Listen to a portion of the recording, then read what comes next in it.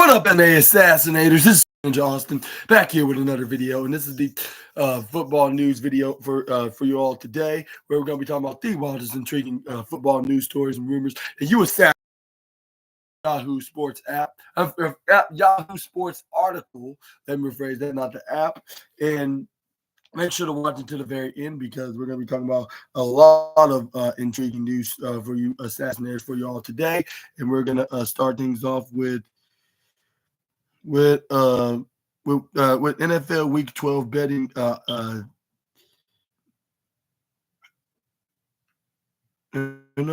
think I should start off with.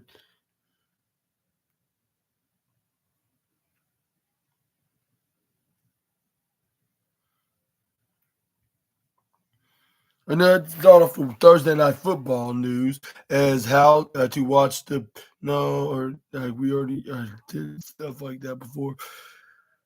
Start things off with, I'll say, inside Caleb Williams' first week with a new play caller, and Thomas Brown's vision returning around the Bears. We got some Chicago Bears news that we need to report is on his first play against the Green Bay Packers. Caleb Williams lined up in shotgun, running back DeAndre Swift, flanked his left side wide receiver Rome Oduz in the backfield to the Chicago Bears. Quarterbacks right, just before the snap, Williams sent wide receiver DJ Moore in motion. Then Williams handed off to the Swift, who advanced 2 yards upfield, and the gain was limited. The drive ultimately moved enough to set up a 53-yard field goal, but from the coach's box, an offensive coordinator, Thomas Brown saw his first call differently, and on the Chicago Bears' first play versus the Green Bay Packers, Caleb Williams, number 18, lined up in shotgun. Already read that. Well, I'm even looking at that right now. The Bears had fired Shane Waldron, promoted the Brown. Promoted Brown, Brown from passing game coordinator 4 days earlier. Brown viewed his early game script as a chance to communicate his intent to his players and to his opponent, and then in question build tendencies to break them. He told Yahoo Sports in a Tuesday phone interview that give the same presentation and then still present something different to the defense. So 10 more offensive plays elapsed. Williams targeted each of his top 3 receivers and his top running back in a concerted effort to get as many teammates involved in the flow of the game early, while also using his legs to escape more productively than he had all season. Then the Bears faced 2nd and 5 with 2 minutes and 23 seconds to play in the first quarter. Again, Williams aligned his in shotgun and gained more in Swift flanked him. The information was flipped like a dunes like on Williams like left this time like Swift on his right more again like motion like across, but he too came from the right. In the time Williams didn't hand off to Swift, he pitched a swift a jet sweep like to Moore, like who took the toss like of 2 yards and 2 yards like upfield to the left sideline.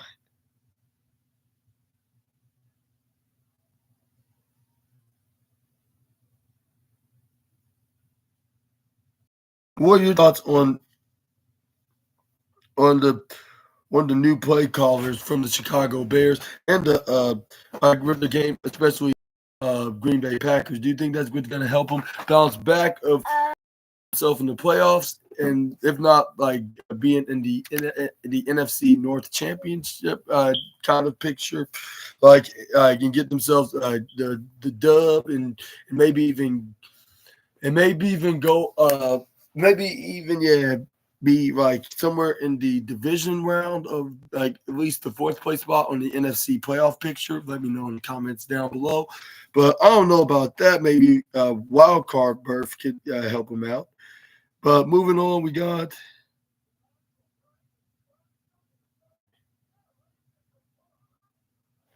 got fantasy football week 12 news matchups like to exploit like fire like up Lad McConkey,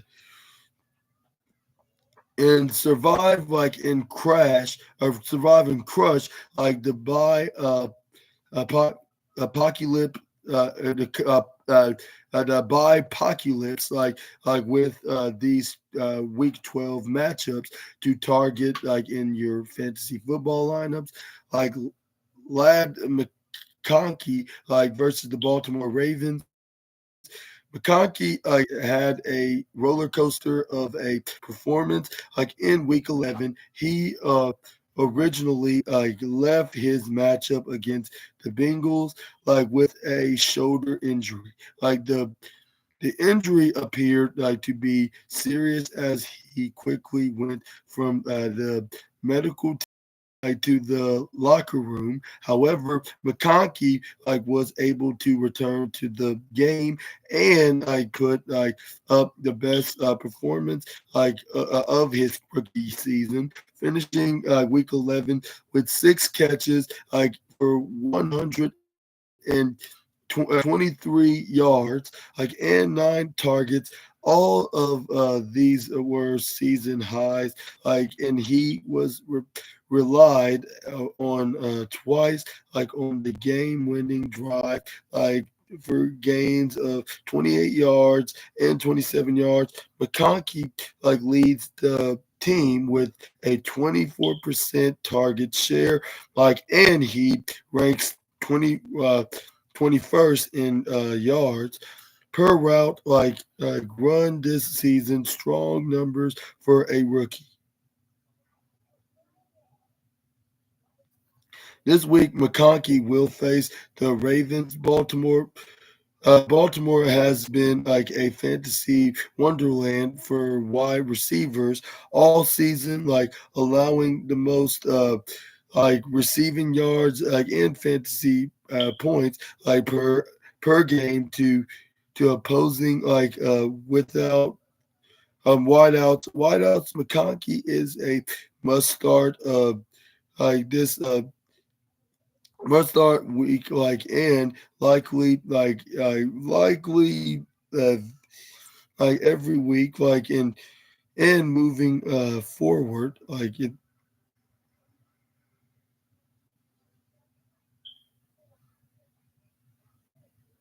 and then we got Brian Robinson Jr. versus the Dallas Cowboys. like Brian Robinson, like returned from a hamstring injury, like in Week 11 against the Philadelphia Eagles. Like despite they're dealing with a knee and hamstring injuries, like over the past 8 months. Over the past month, over the past month, up 8. What's it? 8 months? Where that even came from? I'm sorry, Assassinators, but Robinson went back to operating as the Commanders clear running back, first streaming running back to be the exact. Like he commanded like 76% of the RB carries in this game, which was his highest mark on the season. Robinson turned this usage into 72 total yards and a touchdown on 17 touches, like a solid performance, and especially when you consider he was facing the Eagles, number one ranked defense, according to PFF. But this, but this week, Robinson gets a much better matchup against the Dallas Cowboys, and the Cowboys ranks 30 in the run defense this season, and only the Panthers allow more rushing yards per game. In week 11, Joe Mixon totaled 103 yards, and 3 touchdowns, against the Cowboys defense. Make sure Robinson is in your lineups this week. Said to the Washington Commanders. And then we got Zay Flowers against the Los Angeles Chargers. Zay Flowers had a down game in Week 11 against the Steelers. He had just one catch for 23 yards, until the Ravens final offensive play of the game, where he caught a 16-yard touchdown. This saved his day, as he finished with 2 catches for 39 yards and a score. Flowers also had 2 drops in this contest. It was an ugly day for him in a tough matchup against the Steelers. Number 3 ranked defense, according to PFF. But despite the poor yardage, in total, Flowers still led the Ravens with a 22% target shared in week 11. He now leads the team in targets in nine of his 11 games this season. This would be the Chargers have allowed 104 yards per game to opposing for number one receivers in over the past months of the season. Last week they gave up 140 yards and score to T Higgins and 75 yards and 2 touchdowns. And Jamar Chase, it is a sneaky good spot for Flowers to the who is a top receiver this week and keeping him in your lineups. And then it says right here that you got Jameis Williams versus the Indianapolis Colts. Williams and the Lions are coming off an offensive explosion in week 11 against the Jacksonville Jaguars. Like the Lions put a up a 52 points like and scored like on all 8 of their drives like until kneeling like the ball like out on their drive on their final drive they until they're kneeling on their final drive like contributed like to this big day on offense like with a season high like 124 yards like and a touchdown on 6 targets like this was the most used usage like Williams like has been since week 2 like and it was his best fantasy day since week 1 against the Rams. And yeah, in week 11 was a perfect matchup for Williams against a weak Jaguars like secondary but week 12 like may be even better. Like Williams will face the Indianapolis Colts like this week, who allowed the seventh most receiving yards per game and fourth most yards to opposing outside receivers like this season. This the Vegas total for this game is 50.5 points. The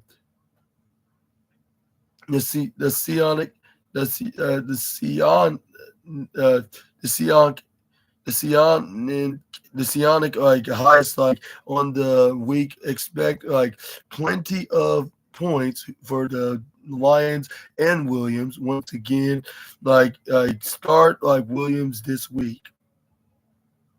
And finally we're gonna uh, end this story with Chad White versus the New York Giants. White returns from his bye week and gets one of the best RB matchups you can find taking on the Giants. Who allowed the most rushing yards per play this season according to NFL Pro, but it gets even better because the Buccaneers are 6 points favorites. Like this this week, against Tommy DeVito led Giants, there's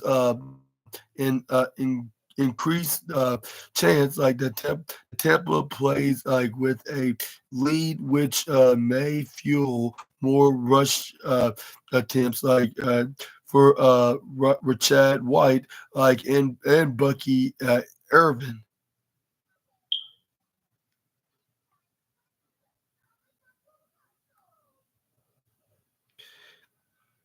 And you can see that Bucky Irvin got 13 attempts and 73 yards, 1 touchdown, and got 5.6 yardage and a in three I'll say T TGT and then we got what's it with Chad White got 10 attempts 31 yards, 0 touchdowns, 3.1 yardage, and 7 TGTs. And before the bye week, White was operating as the lead back in all key situations. For Tampa, White handed 100% of the goal line, yeah, 100% of the goal line snaps and 100% of the 2 minutes off offense snap in week 10 since returning from injury. Like in week 7, White is a is at averaging 16.6 fantasy points per game, and has scored a touchdown in every contest during this time. Expect the good times to continue against the Giants in week in this week. White is the must start in week 12 with 6 teams on bye. But what are your thoughts on who's going to be winning which game, and despite all these very intriguing these intriguing facts about these players that has the upper hand advantage by what if it's points or yardage or what if they just score a lot of points, or they get some more yardage than the other team does, or whatever experience, or if the team was has been not so lucky and just allowing them to score points. Do you think that they're going to win, or are we going to be seeing an upset with the more unfortunate team getting the underdog win? I should put it. Let me know down in the comment section right down below. But moving on, we got some fantasy football breakdown of the Thursday night game tonight between the Pittsburgh Steelers and the Cleveland Browns. Unfortunately, I won't be making a review video about it. It'll be pretty cool to choose who's going to win. If it's Pittsburgh, I'll be wearing yellow, but if it's the Cleveland Browns, I'll be wearing orange, which that'll be pretty awesome. But unfortunately, that's not going to be happening because I just don't have no convenient guides, I guess you could say, for documenting what exactly just happened on the game.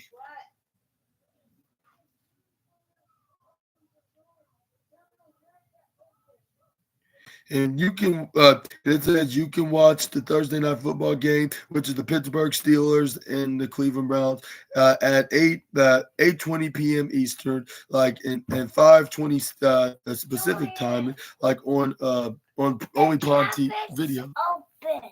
Cabinets open. Yeah. All right. Excuse me for a second.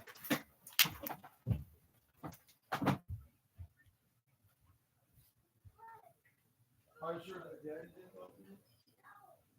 Did it open up the door for the dance floor?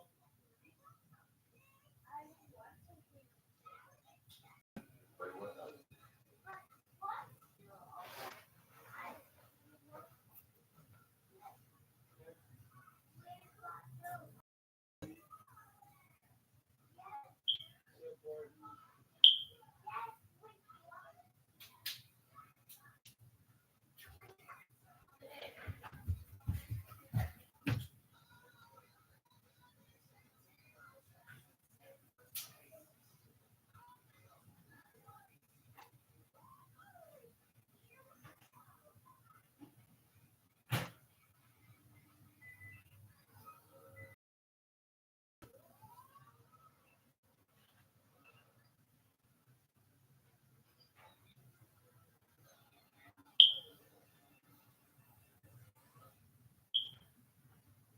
By the way, you haven't seen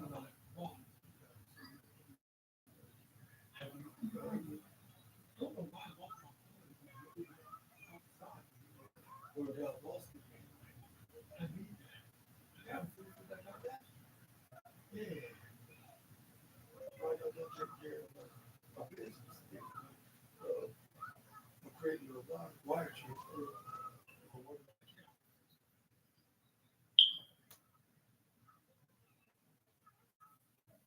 I'll be nowhere far away. I'm glad that most of the things that I have on the wall, I also have in my phone as well. Like my debit cards and my get access to my cash app and bank account. Yeah. And nothing else.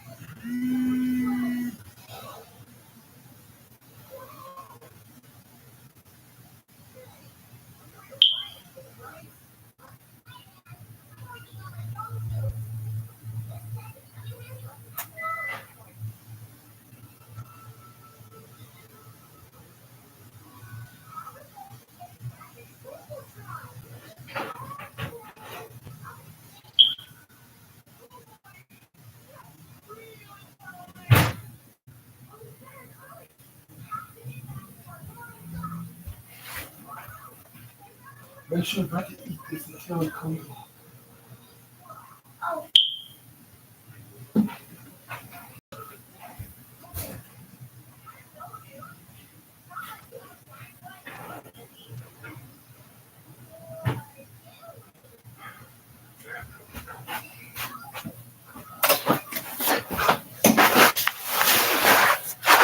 Okay, I'm back. I'm back. Assassinators.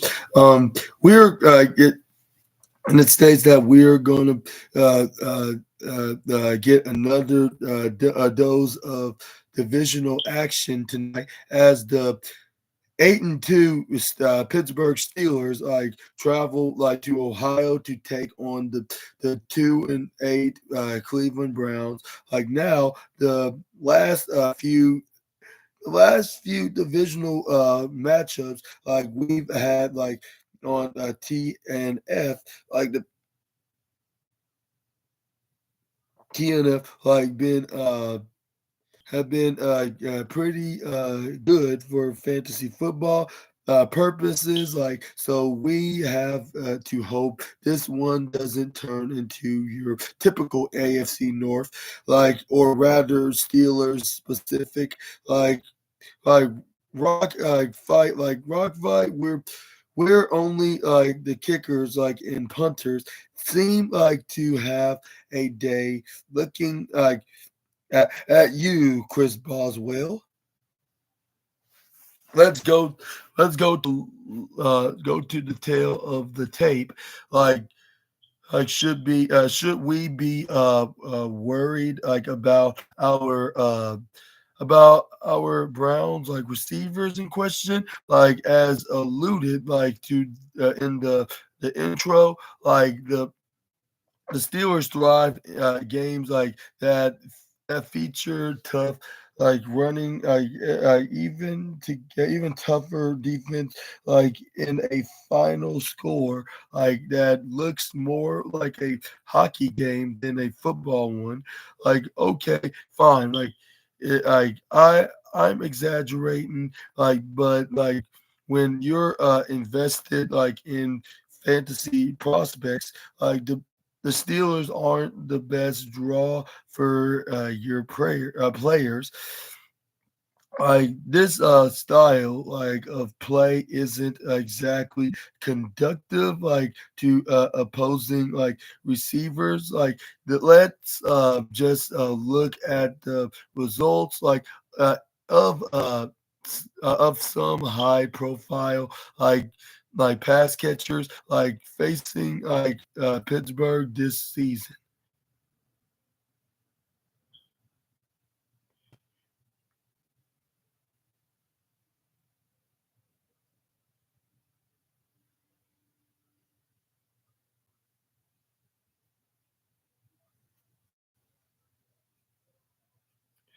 But what are your thoughts on the Pittsburgh Steelers against the Cleveland Browns? And who do you think is going to win this game, on tonight's Sunday night primetime game? And let me know down in the comment section right down below. But let's move on to the next slide. Let's talk about 2020 NFL Network. I mean, why am I even looking at this? We got some news about $1 million Tropicana Bailey's boyfriend now, as George Kittle says he'll return from hamstring injury Saturday. I can't pass up playing the Packers, and George Kittle missed one game due to a hamstring injury. He has no intention of missing another. The San Francisco 49ers tight end told reporters he will return to action Sunday against the Green Bay Packers after missing last week's game against the Seattle Seahawks with a hamstring injury from KNBR. Like he KNBR, he stated that, or he stated this about when there's the subject about this Sunday's game, like against the Packers. He had this to say on the matter. I will be playing on Sunday. Like very excited. Can't pass up playing the Packers. I will be out there like for sure. Like going to practice like today. It will be very fun and exciting. Kittle was officially like listed by the Niners like as limited in practice Wednesday. He first sustained the injury in Week 10 against the Tampa Bay Buccaneers. Like with head coach Kyle Shannon describing the issue as a hamstring irritation like at the time. Like the injury was initially described as not very serious. Shannon said later that week, like he didn't have much concern about Kittle's availability against the Seahawks. But the Pro Bowler was still listed as questionable, and later ruled out for the game.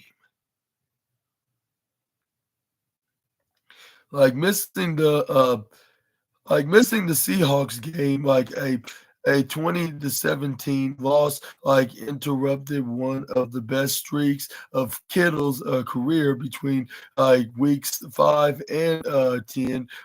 Kittle averaged 79.8 yards, and a full touchdown per game. He's already was that posted the second most touchdowns in a season in his career with seven. His his injury also continued the Niners trend of being unable to stay healthy, and they can only hope there are no more surprises in store. In San Francisco should at least be getting Kittle back for one of their biggest games of the season. The team uh, a team currently sits in a and I'll say a three-way tie for the second place of the NFC West at 5-5, and directly needs a win to keep pace in the division. It was supposed to rule. Meanwhile, the 7-3 Packers will both be looking to avenge their loss in the divisional round last season, and to stay competitive in a NFC North top by Detroit's Lions and the Minnesota Vikings. And the Packers are currently 2-point favorites to win at home via MGM betting. But who do you think is going to win? And do you think that George Kittle will be healthy by then, before the game even concludes? Or not conclude? I mean, before the game even starts, I should say, because how will George Kittle will play if it's going to conclude or already? But I should say but yeah, but the point is, do you think he'll be healthy enough to compete in the game, or do you think he'll be too hurt to the point that he won't be used for the game and he's going to be ruled out as not healthy enough to compete in the game? But moving on, we got a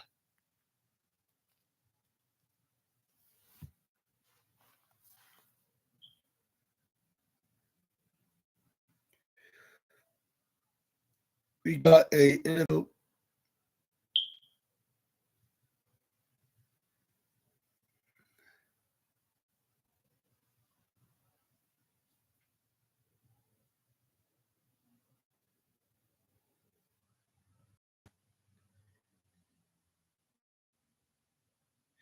Next up, we got four verts Netflix needs to get its act together, like for NFL Christmas, and Patriots have found another franchise quarterback.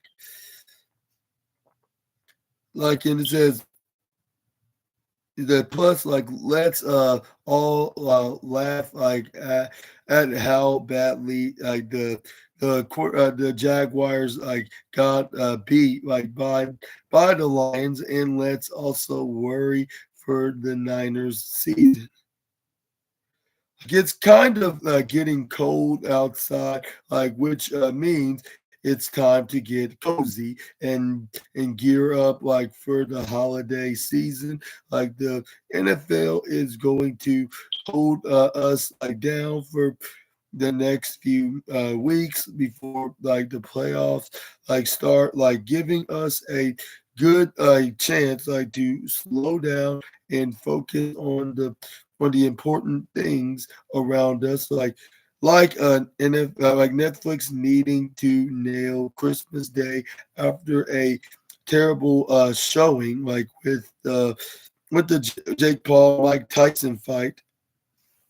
Netflix better clean this up before the NFL shows up on Christmas. This is a no judging zone. I promise. As someone who held a watch party in the apartment for the fight between Jake Paul and Mike Tyson, and I am in no place to judge how people decided to spend their precious electricity bill on Friday night. However, I will consider myself and everyone else who sat through that at red that that that red